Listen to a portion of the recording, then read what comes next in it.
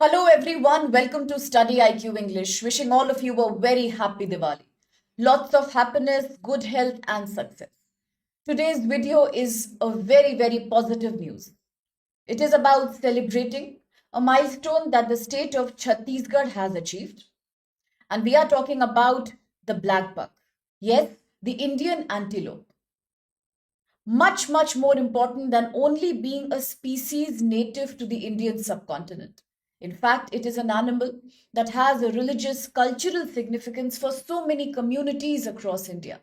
And no wonder when it comes to conservation and protection of blackbuck, it is not just the government but the local communities whose efforts have always been appreciated.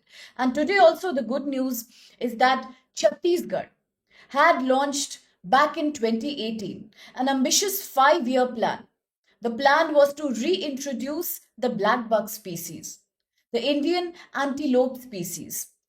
This plan, officially from 2021 to about 2026, was a need because the blackbucks were experiencing extinction. Locally in Chhattisgarh, about 50 years, there was hardly any blackbuck species. They were on the brink of complete extinction at the local level, and that's when the government realized the need to reintroduce, the need to become aggressive in protecting the blackbucks.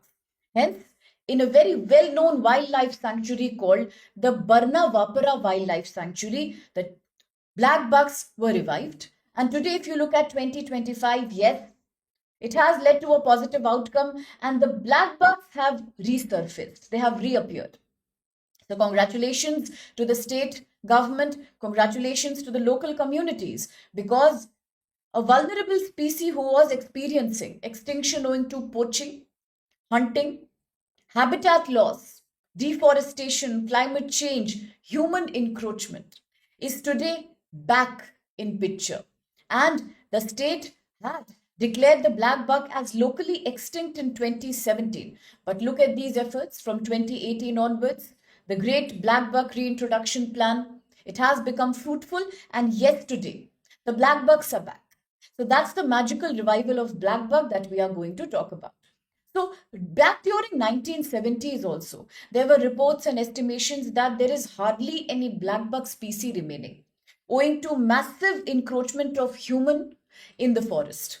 The black bucks were declining species, but we also understand that they are a very crucial species, because talking about black buck, scientifically, the Indian antelope or the antelope carnicapra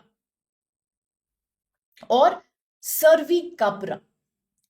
So this antelope that is very endemic to the Indian subcontinent is usually found in states of Rajasthan. It's usually found in Gujarat, Madhya Pradesh, Odisha, Tamil Nadu, and no wonder the local communities are quite active in their protection. It is native to India and Nepal. Physically, it is known as the largest, the fastest land mammal in India. So the fastest land mammal in India, that's blackbuck, and usually it is also in the news quite often. Even for the state exams, a lot of people must have heard that states like Punjab, Haryana, and Andhra Pradesh have designated this as the state animal. So that shows the sheer importance of the species. And if you talk about its protection status, then if we look at the IUCN, International Union for Conservation of Nature, under which there is another news about the Manas National Park. There is another news about how India is creating its own red list of various vulnerable, threatened, endangered species of plants and animals. That was also in the news last week. And if you talk about blackbucks, then under IUCN, the Switzerland headquartered agency, the blackbucks come under least concern category in the red list.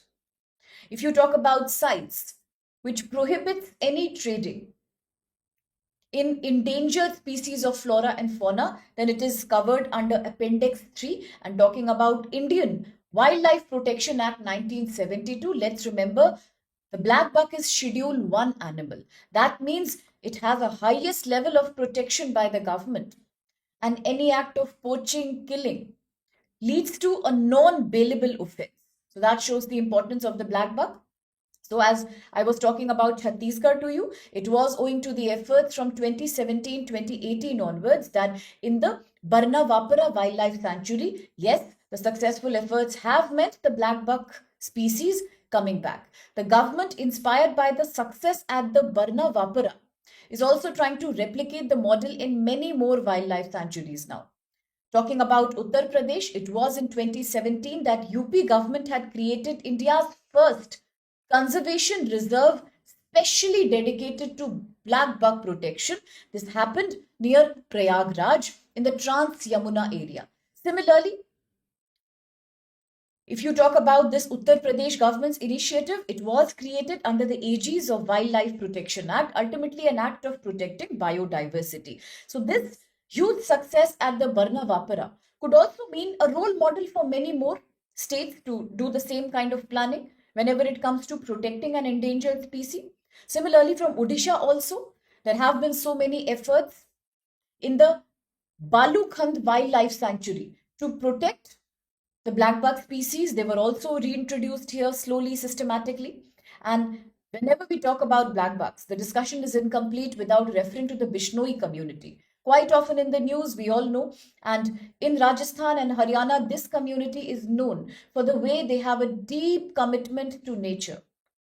Now, in India, whether it's the Chipko movement from Uttarakhand, or whether you talk about the Narmada Bachao Andolan, whether you talk about the Bishnoi community's efforts, their love for nature, their reverence for nature, where they literally go all out. They take initiatives to protect the blackbuck species, to protect environment, the khejuri tree.